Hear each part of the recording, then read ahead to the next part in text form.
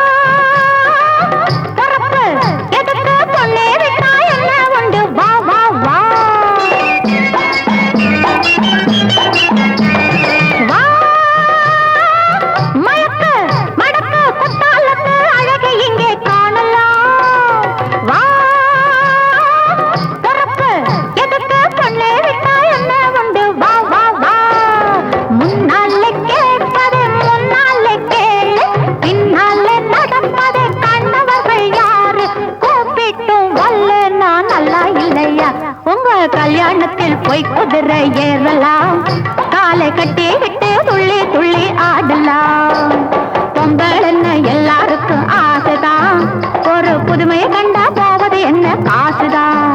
உங்க கல்யாணத்தில் போய் குதிரை